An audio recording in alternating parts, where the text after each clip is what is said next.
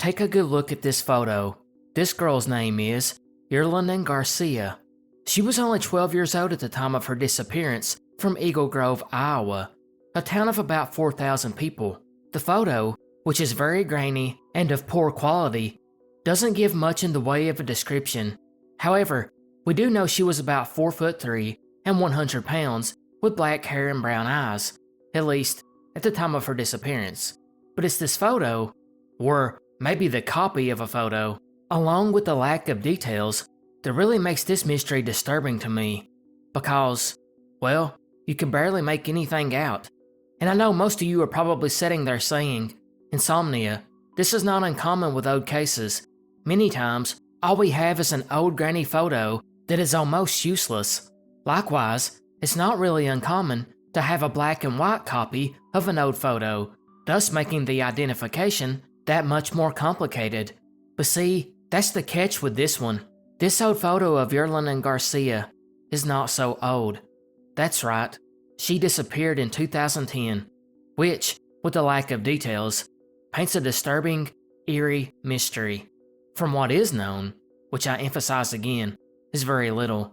She was reported missing on January 15th, 2010, and was said to have been seen at her house around 9 p.m. that night. Now, if that wasn't bad enough, her case details weren't even added to the National Missing and Unidentified Person System, or NAMUS for short, until February 2021, 11 years after she seemingly disappeared. But who actually reported her disappearance first? We don't know. Well, what were the details of her disappearance? We don't know that either. There's actually 0 news articles about her, which you would think, in a town of 3,600 people, the disappearance of a 12-year-old girl would at least make local headlines. But, nope, there's no hits. There's also another odd fact to this story. Judging by the weather records from this time and date, it would have been around 20 degrees. Not surprising for an Iowa winter, which suggests if she did run away, it probably wasn't on foot. But really, the craziest part we have to come back to is this photo, one that looks like it was taken in the early 20th century, or maybe a photocopy of one from a case in the 1980s.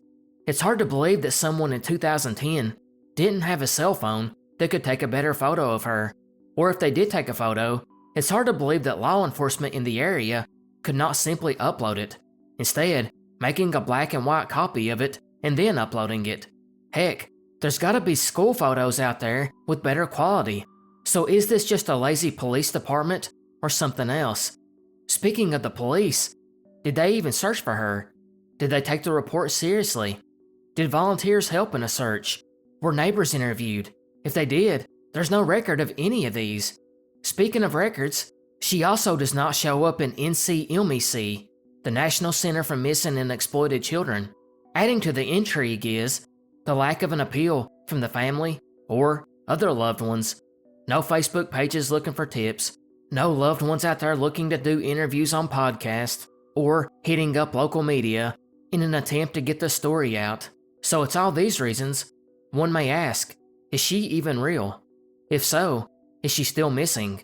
Well, according to Iowa authorities she is, since she is still listed as a missing person. This case reminds me a lot of the Joanna Lopez mystery, which is why I wanted to cover it.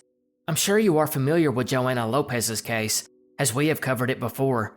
But it was a young woman that allegedly went missing in Chicago in 1989, and a poor quality photo would pop up in public service announcements with no details about her case, in spite of the fact she was not listed in the official missing person records. Some even think the whole thing is a hoax, and I think Garcia might be a modern-day version of that mystery, although I don't believe her case is a hoax. Now, unlike Lopez, we may have someone that could vouch for Garcia's existence. Maybe. The case this website is listed on is iowacodecases.org, and it has a comment section below each case. And on her page, a commenter claims to have been Yerlanin's teacher at Clarion, about a 15-minute drive from where she disappeared. This person states she believes that she was living with her grandmother or father when she was reported missing. Now, this is the internet, and anyone can make a comment on that webpage, so it's hard to judge the veracity of the claim. But even if it's true, it still doesn't tell us much of anything. It's also worth noting that there are several commenters there who claim to be locals, stating they have never even heard of the case. Actually, awareness on her disappearance is basically non-existent, and that's pretty much it on this one. So many questions. Who was she? Who reported her? What's the case status? Did she really disappear in 2010? How come records don't come online until 2021? Why is the only picture available appear to be much older than what it really is? Hopefully, we can get some answers soon. April 27th, 2006.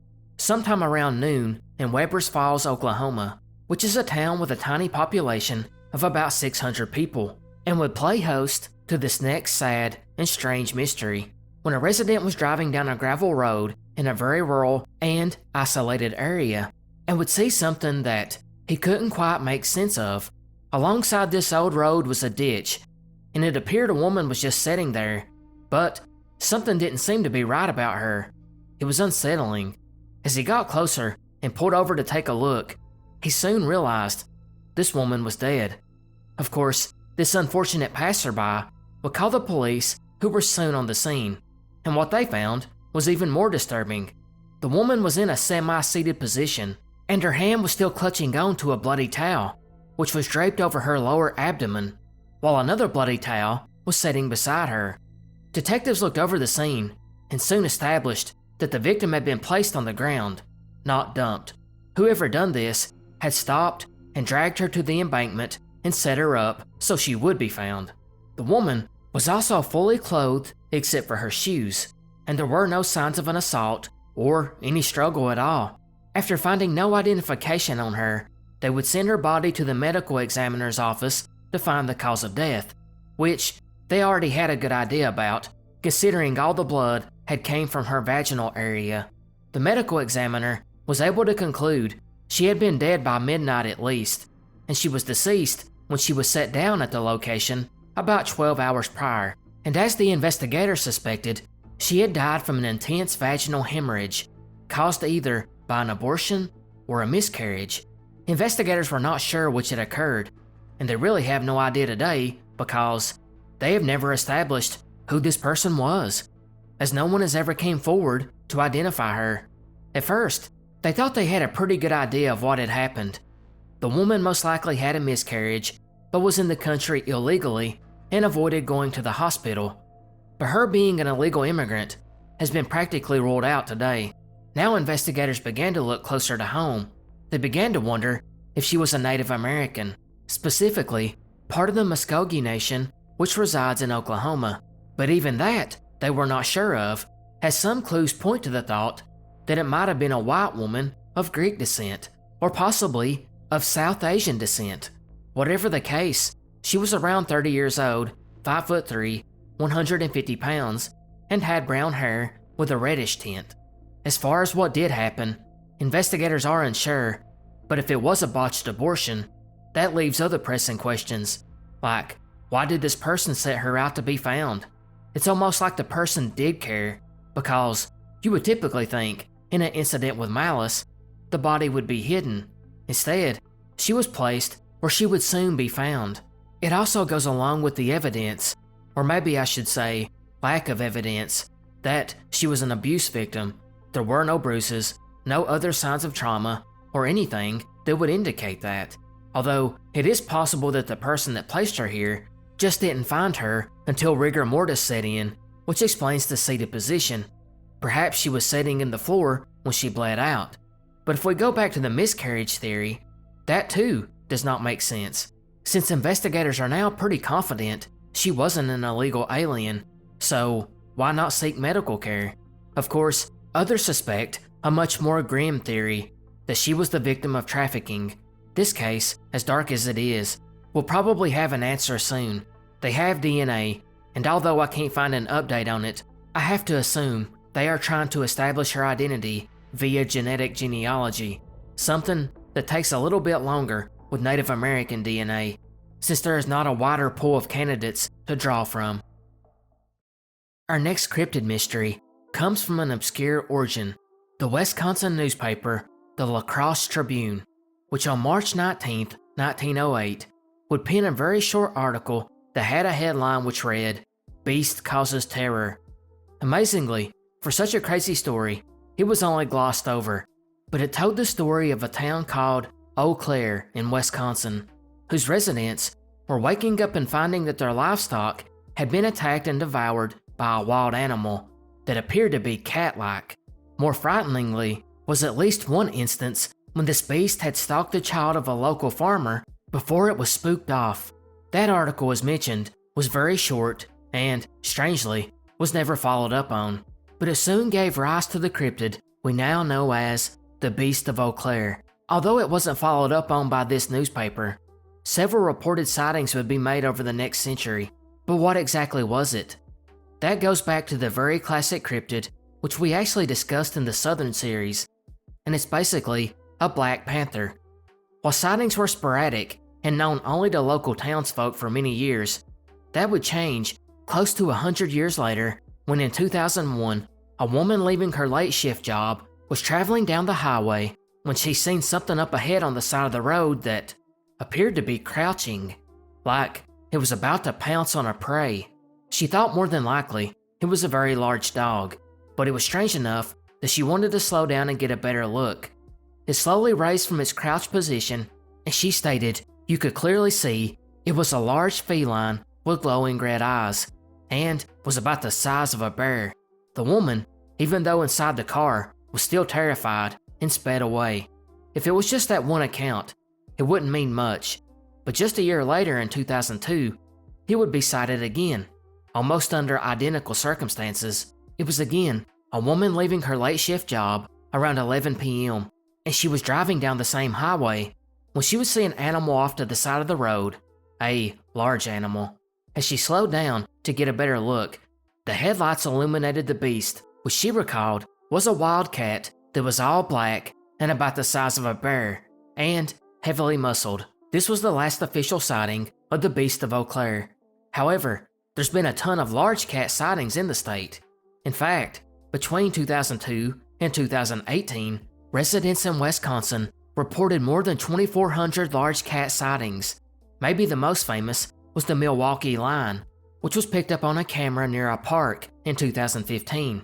And this was taken very seriously, as officers actually responded and tried to hunt the animal.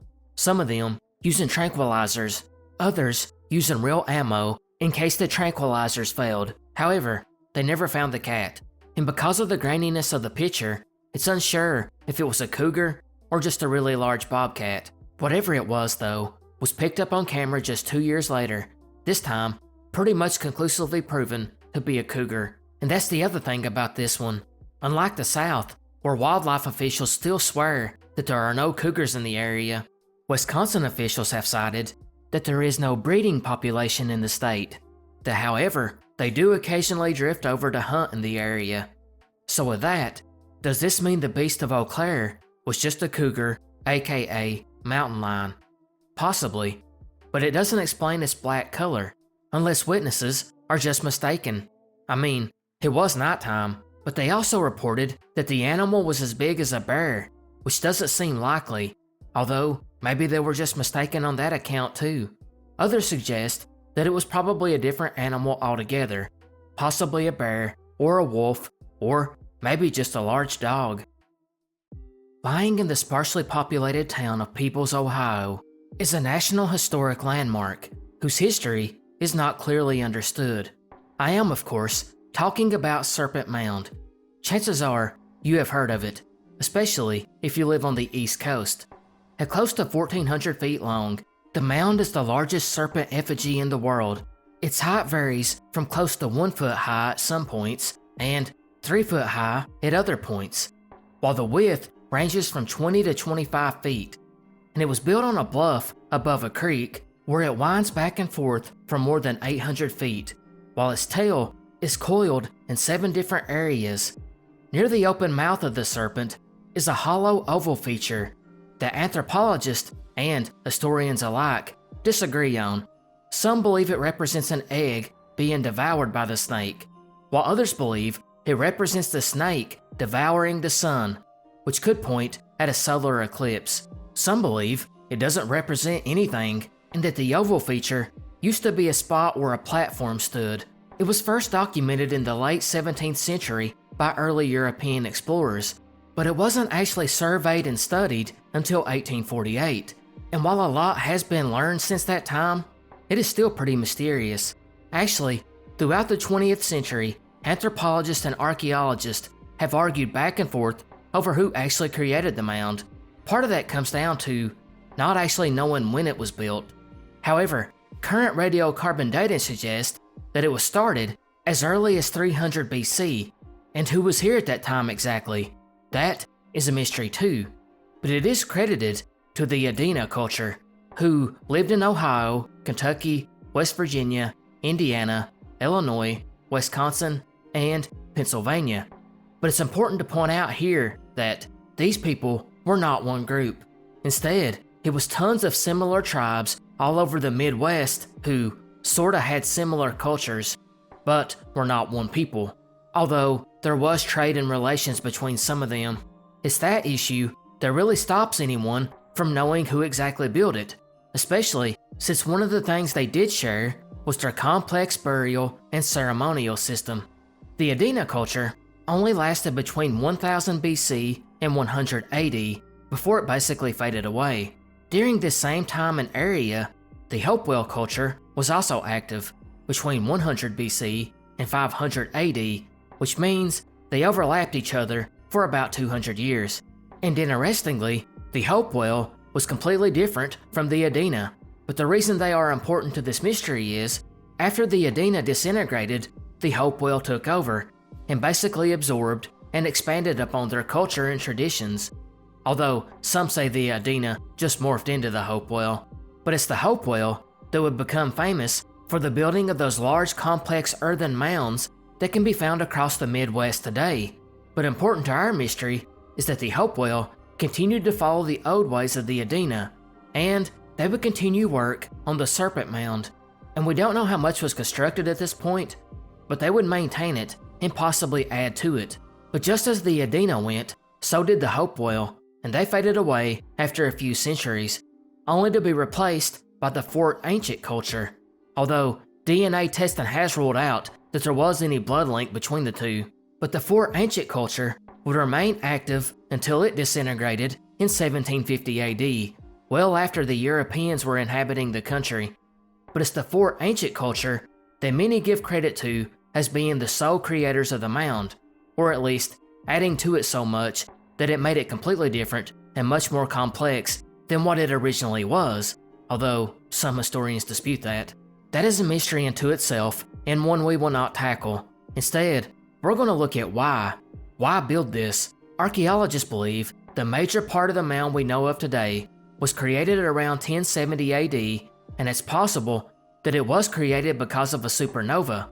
In fact, the one in the year 1054 AD, which created the Crab Nebula, would be visible in the sky for 2 weeks, even during the daytime. There was also the appearance of Halley's Comet, which appeared in 1066 AD, that may have also influenced it. Others have disputed this, of course, and point out that the oval to the head area that many think is an egg actually perfectly aligns to the summer solstice sunset, while its tail points to the winter solstice sunrise. Others tied its coils to lunar phases, while others tie it to ancient gods that these cultures had, while there are more wilder theories that suggest it was some kind of timekeeping device, or maybe a celestial event marker. August 27th, 1979, Stephen, Minnesota. Deputy Sheriff Val Johnson was on his routine night patrol around 2 a.m. when he would end up having one of the more significant UFO encounters in history. It all started when the patrolman was driving along and seen a beam of light just above the road. This light, which was bright white and well defined, was about 8 to 12 inches in diameter and 3 to 4 feet off the ground, and it made Johnson think that an aircraft above him was in distress. So he began driving towards the light, but to his surprise, the light began moving rapidly towards him, and, according to Johnson, covered about 1.5 miles almost instantaneously. Then it engulfed his car, and in the process, blinded Johnson, who soon heard the sound of glass breaking. What happened after this is anyone's guess, because Johnson would fall unconscious for 39 minutes, and when he woke up, he noticed his car was stalled and had skidded across the highway. He felt very sluggish and shaky, and he radioed for assistance at 2:19 a.m., stating that his vehicle had been attacked by something. But when his fellow lawmen got there, they were greeted by a strange scene. The vehicle's driver's side headlight, the inside one, was smashed, while the outer one remained intact. There was also a circular dent about a half an inch in diameter on the left side of the hood. The windshield had also cracked on the driver's side with 4 impact points.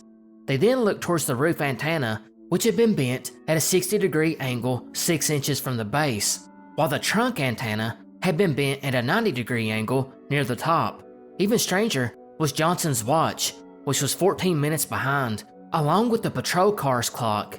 Looking over the scene showed that the car had traveled 854 feet from where Johnson claimed a light had intercepted him, while 99 feet of skid marks were also left before the vehicle stopped sideways on the road. Once a doctor examined Johnson, he discovered bruises on him, along with eye irritation that the doctor said was similar to that of a welder's burn, which is the painful inflammation of the cornea caused by exposure to UV light coming from a welding torch. Lastly, Johnson also had some fractured teeth at the gum line. His law enforcement friends didn't just take his word for it. They did investigate and came up with nothing. They even contacted Ford engineers to ask about the vehicle's damage. Interestingly, when it came to the windshield fractures, they noted it had been made by simultaneous inward and outward forces, and it was extremely unusual. Detectives, for their part, ruled out collision, hoax, and a low-flying aircraft. They claimed they just couldn't find any proof for any of these, and as surprising as this was, Johnson was in no way prepared for what would happen next, because he soon found that this story was not only being talked about locally, it was picking up a ton of steam in the national press. And within 2 weeks, he was invited to appear on the Good Morning America program. However, it didn't last long, because Johnson would eventually tell reporters that the sudden influx of attention was starting to cause a great deal of emotional strain on the family, and he soon stopped taking interviews. But maybe most suspiciously of all, Johnson refused to take a polygraph test because he believed it, quote, would only satisfy people's morbid curiosity. And besides, if you follow enough true crime mysteries, you already know polygraphs are useless. But in spite of that, it does add doubts to Johnson's story. Although, something did happen to his car. What that was, we don't know. But some skeptics claim that he damaged the car intentionally, all to pull off this hoax. However, many ufologists consider this to be one of the more important UFO encounters ever, with Jerome Clark stating that it was one of the top 10 most influential, citing Johnson's reputation as a law enforcement officer, as well as the physical evidence left behind, and the fact that he didn't really have much to gain and a heck of a lot to lose. He also quickly got out of the limelight and didn't cash in on his story. Actually, he grew tired of it quick and uprooted his life and family and moved to Eau Claire, Wisconsin, where he avoided talking about the event anymore. He did eventually become chief of police in Oslo, Minnesota, before retiring to a customer service job. He would state in one of the few interviews he did many decades after the event that he still couldn't explain it. And I know you are dying to hear the theories on this one, so let's start with the obvious. It was a real extraterrestrial encounter. This could explain why there was so much evidence that something had collided with the vehicle, while no evidence of what slammed into him was left behind. Likewise, it could possibly explain the burns to his eyes. Others suggest that Johnson may have ran into something almost as rare as aliens, that of ball lightning, which can appear as a bright orb and can cause electrical disturbances, but that doesn't explain the damage left to the vehicle. Of course, it's also possible Johnson was drunk and crashed, and then his police friends covered up for him, but that doesn't explain the burns to his eyes. All in all, a crazy one. September 9th, 1972, Grand Island, Nebraska. It was the opening of the college football season, a huge day in Nebraska where seemingly everyone follows Cornhusker football. But it was on this day that 53-year-old William Peak and his 50-year-old wife, Bernice, along with their 14-year-old daughter, Barbara, were alone in their beautiful home after an abrupt change of plans. See, Bernice's old college friend, a lady named Georgia Stone, along with her husband, had invited the Peaks over to their cabin in South Bend, about a 1 hour and 50-minute drive away.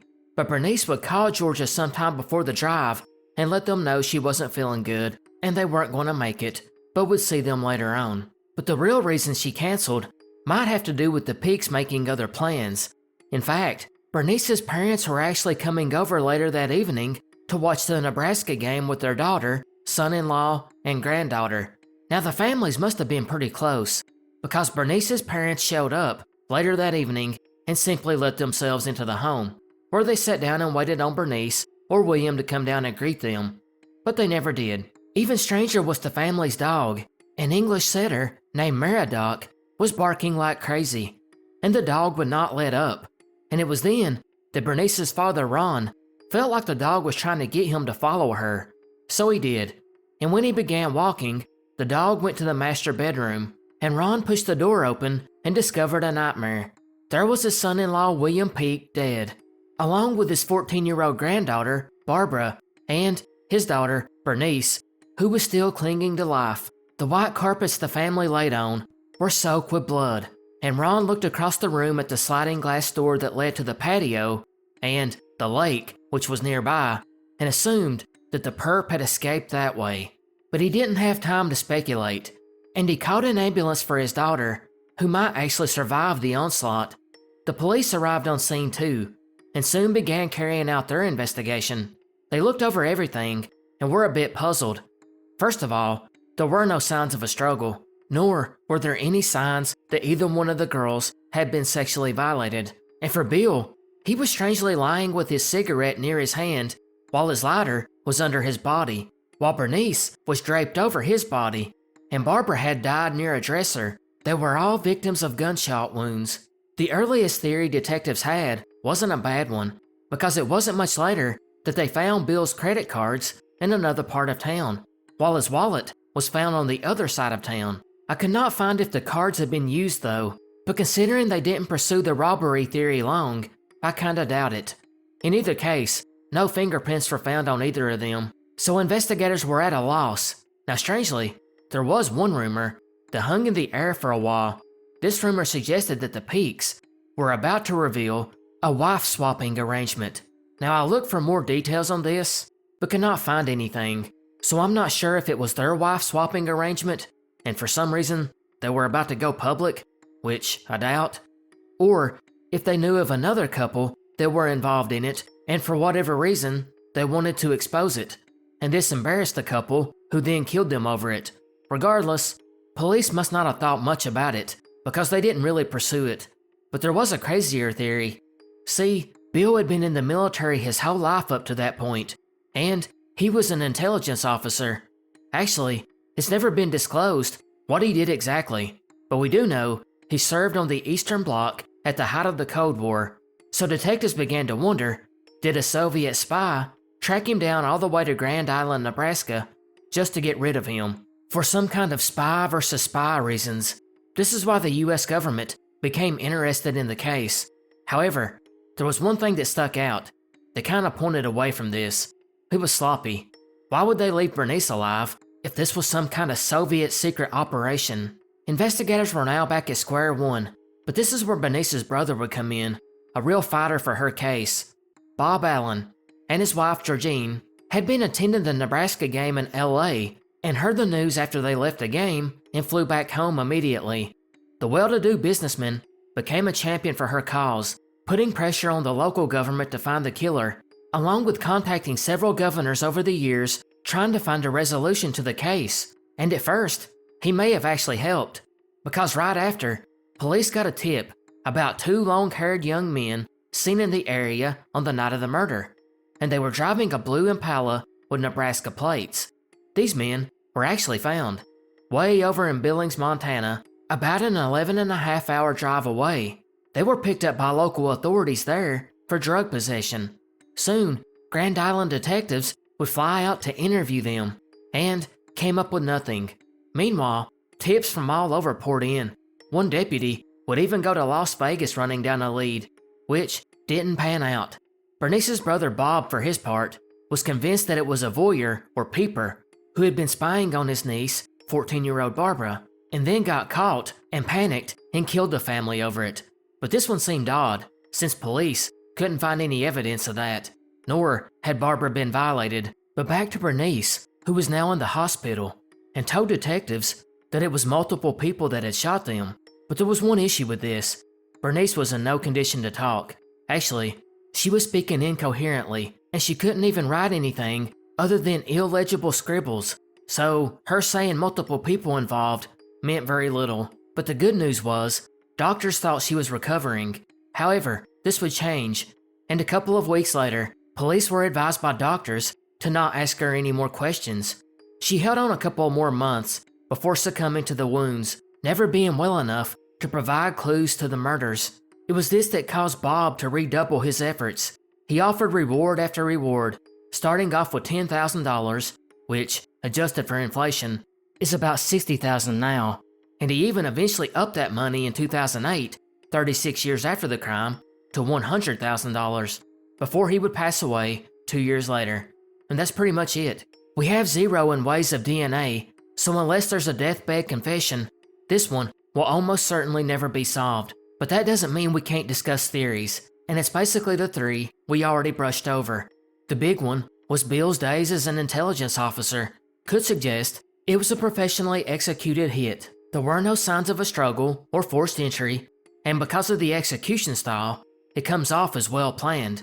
But there's no real proof that's what it was, although I'm unsure if the CIA would disclose that anyways. Second was, what if Bob was right?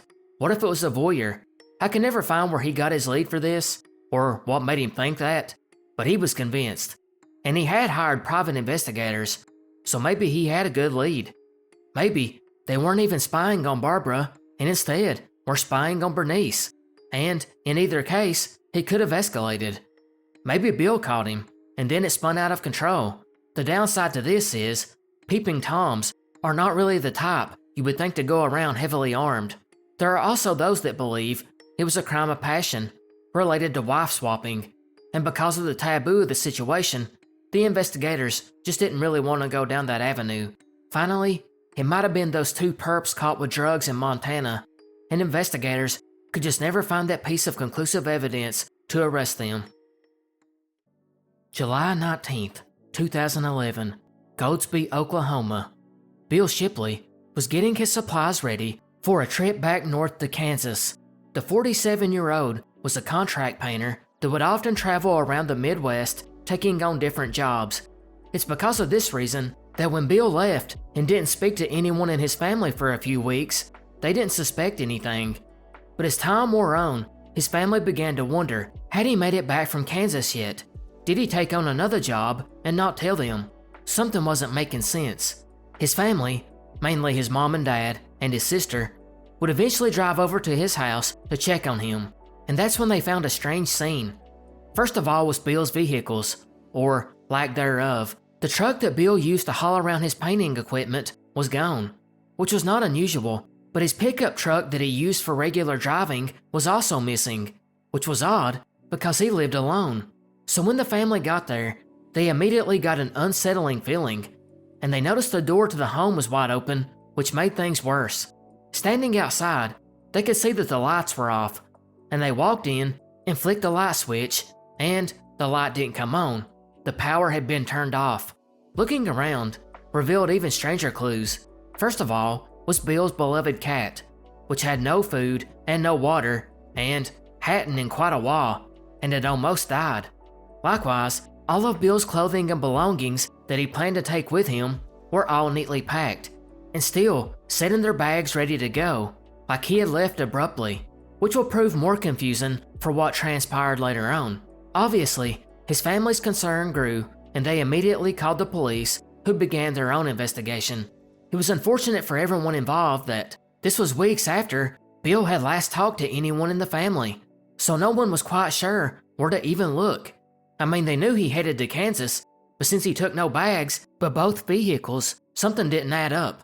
However, it didn't take long for the first clue to come up. It was about a month after Bill's disappearance, on August 20th, that his work truck was found in Oklahoma City. about a 25-minute drive north, at an apartment complex.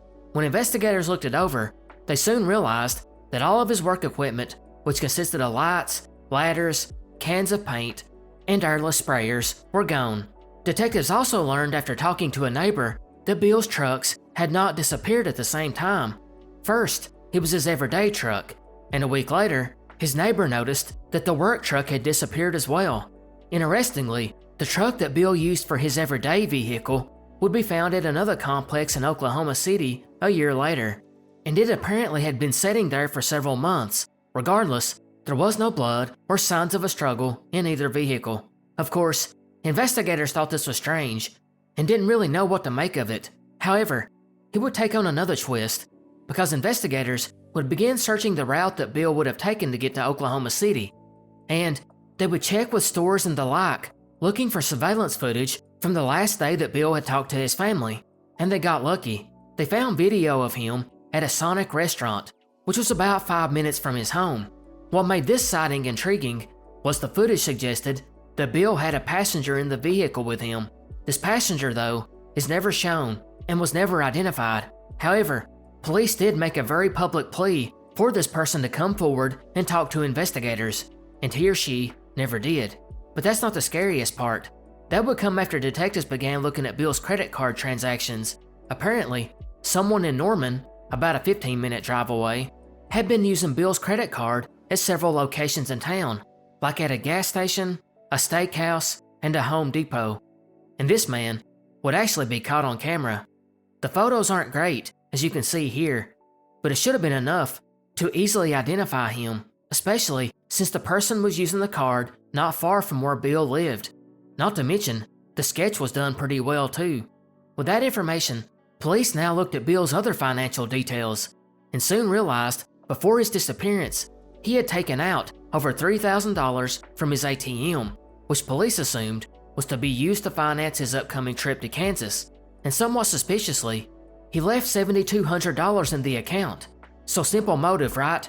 Bill took out that $3,000 and then got robbed. But there was one issue with that. That $3,000 that Bill took out immediately got spent on the paint supplies needed for the upcoming job in Kansas. For detectives' part, they have never speculated on who the person was spotted with Bill at Sonic's, and it's unsure if that is even related to what happened to Bill. But the man using his card at the locations in town is definitely a person of interest. But where should detectives even begin to look? First was a theory presented by the family. They noted that Bill often carried around $3,000 to $5,000 in his wallet because he was a contractor and often had to pick up paint supplies. They believed someone at one of these supply stores, like a Home Depot, repeatedly, or maybe just once, seen Bill take this large sum of money out of his wallet, and they followed him home. That doesn't explain, though, why the other $7,000 was never removed, and why the perp only ended up making a few purchases with this credit card. However, there was another thought along those same lines. Interestingly, Bill had posted a Craigslist ad looking for a painter's helper. Detectives could never verify if anyone replied, and if they had, did they meet Bill, and then had other ideas in mind. Again, the problem is, it seems like such a risky move when the perp didn't end up with very much. The case is still unsolved over a decade later, but today, the motive seems pretty obvious: financial. Investigators have also said they believe at least 2 people were involved. As far as how it was done, that is the strange part. Was it someone from the Craigslist ad? If so, was the real goal just to steal all of Bill's paint supplies? If so, did he resell them? That seems pretty dumb when he could have just stolen the money beforehand. And what about the unidentified passenger? Was this person involved, or was it just random? Did he or she plan the whole thing out with the guy that would be spotted on the security video? That man did appear to be with a woman. So, were they behind it together? However, maybe the most likely theory is it was just a simple robbery gone wrong that was planned at the last minute. Someone did see him in the store waving around that money and wrongly assumed that Bill had more on him and followed him back home, snuck in behind him, or convinced Bill to let him in, and then tried to rob him, only to find out that Bill had spent the majority of the money buying supplies. This caused the person to panic, kill Bill, dispose of the body, go and hide that one truck, return with an accomplice and steal the other truck and leave it abandoned somewhere. But unless someone confesses, or a DNA break comes in this case, this one will probably remain cold for quite a while. And that brings us to the end of this installment of the Midwest series. I hope you guys enjoyed. Goodbye and good night.